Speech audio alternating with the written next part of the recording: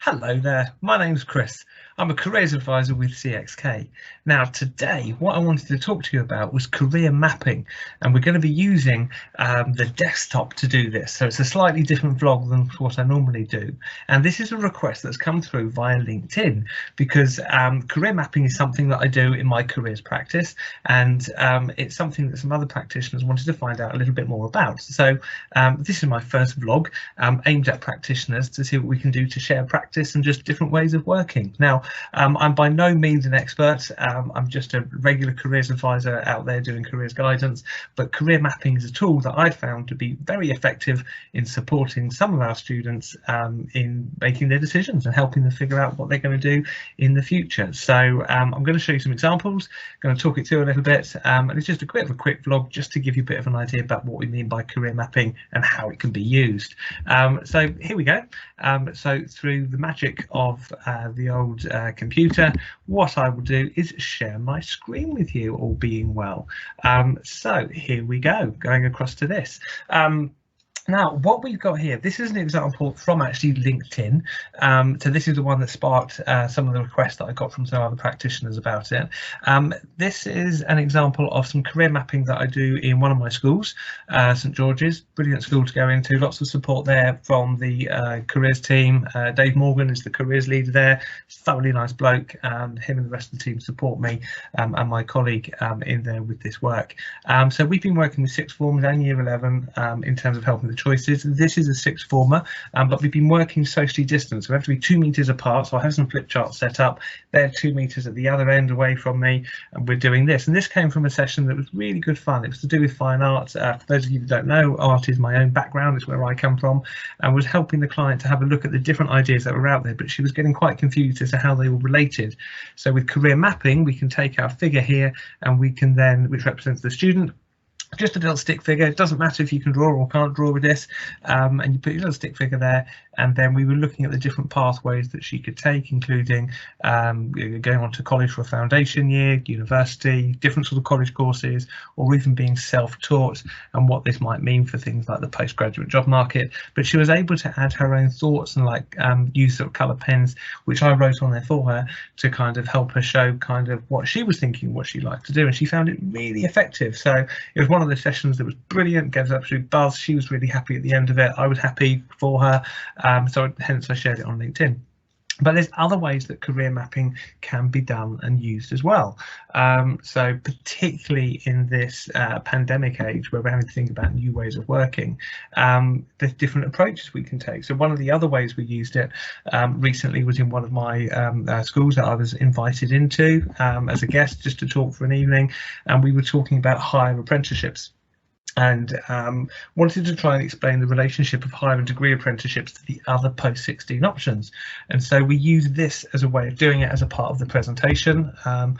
You know, built up the idea of what are the traditional pathways from, like, say, sixth form and college, and then where do apprenticeships sit for level 2 and level 3, and then how they lead into work. And from work, of course, the job that you do and where you do it does affect how much you earn, but also the relationship after apprenticeships from sixth form and college that you can go on. That's still a possible route.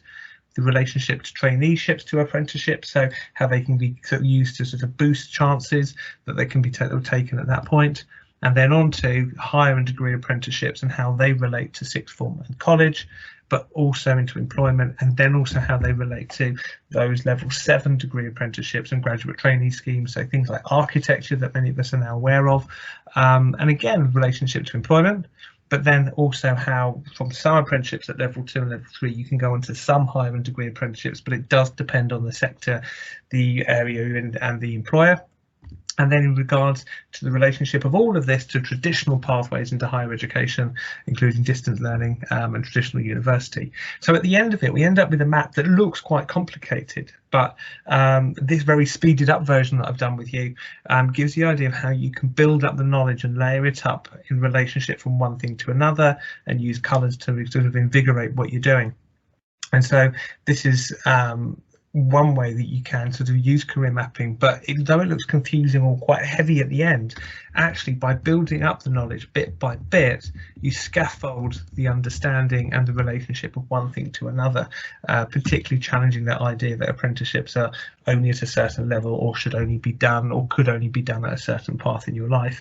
It becomes really important and really sort of helpful. So hence that as an approach that we used. This was another example that we used as well. So I've been doing group guidance, groups of 4 year 11 students. I've anonymized this, so taken out any personal information, so hence that we're missing some information on here that would have been here. But this was using a interactive whiteboard, and we just had a Word document because we couldn't actually get the interactive whiteboard bit to function at that point. So we used just a Word document and we threw it up onto the whiteboard, and then in the session I worked with the students to build this with them. And the great thing about this is that you can actually move things around with the students as you're playing around with different ideas and move things away or pull them back in, and you actually make it as you go. Now, it was fairly rough when I made it with them in the session, but then we tidied it up, we pulled it together, and then I sort of finished it off in terms of just tidying up a few bits at the end in terms of formatting. But again, it's another way of helping to explain the relationship of one option to another option, in particular the sixth form, the college, and the apprenticeship choices, how it relates to higher education, and that crucial thing with the postgraduate job market. And so it's with these particular students that they were asking us about how does university help you to get a good job in inverted brackets. And so we talked about the ideas of the 20% and the 80% in terms of those jobs that require essential degree subjects to get into, the science related, technology, engineering, architecture, some visual effects, mathematics, some modern foreign language jobs, compared to those where you can transfer your skills via training or further study, so the 80%. And they found it really kind of eye-opening, and then the relationship to this between choosing subjects here. So crucial to this is the discussion that's had around it. It's not the finished.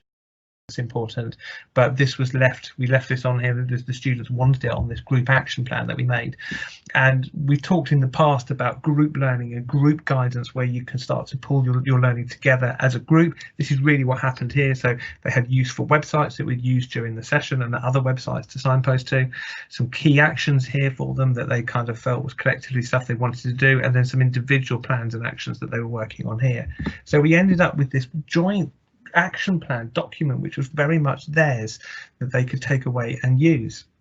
And that's the crucial stuff with this idea with career mapping, that it's still very much about the guidance process, the questions you ask, the foundations that you lay down, that that we use, and we hang the tool, all the questions are hung around this tool of mapping and understanding. But particularly when we have to work at a distance, particularly where ideas are we're wanting to understand the relationship of one thing to another, particularly, for example, with year 11, it's like the different types of sixth form offers that are out there, the IB, the IBCP, the BTECs, the A-levels, compared to college and the different levels there, and the vocational options that they've got there as well. When you want to understand the relationship between one thing and another thing and what it might mean later, this building up the knowledge and then the guidance around it, what does that mean for them, what do they get out of this, what meaning are they finding from it, has been particularly useful. And we seek feedback on the work that we do. It's part of us as being reflective practitioners, and a lot of students tell us this process helps them to understand far more about what something is, as opposed to just talking it through, particularly those students who struggle to hold some of those ideas in their head, or struggle maybe to reflect on different bits. By having something where they can reflect and also draw over themselves and add their own colours. So with one of the ones we've done in one of my other schools, is again, we got it working on the interactive whiteboard. At that time we did get the whiteboard working, and the students were able to tell me their favourite colours. So we highlighted options and made the options different things, and then these were emailed to them again. So it very much became a working action plan that was theirs. So this visual mapping, this visual action planning together collaboratively or individually, like I showed you with the first student there, it can be a really helpful tool. So I hope this has been helpful, just to explain what I do and how I do it. Career mapping isn't the only tool in the toolbox. Of course, we've got other tools that are out there that we use, but it has proven to be an effective tool used in different ways with different clients. I hope this has been helpful for you to sort of share with you in terms of what we've been up to and what we do. Have fun with your careers practice, enjoy it, give it a try, see how you get on. I know it's always a bit scary trying something you haven't done before, but give it a whirl, see how you get on with it. Contact me on LinkedIn if you want to discuss or want any hints and tips or things that you're trying out. I'd be interested to hear how you get on with it, see how it goes. But I wish you the best of luck in your practice. Good luck with your careers work and supporting those clients that are out there. Stay safe and be well. Okay, bye for now.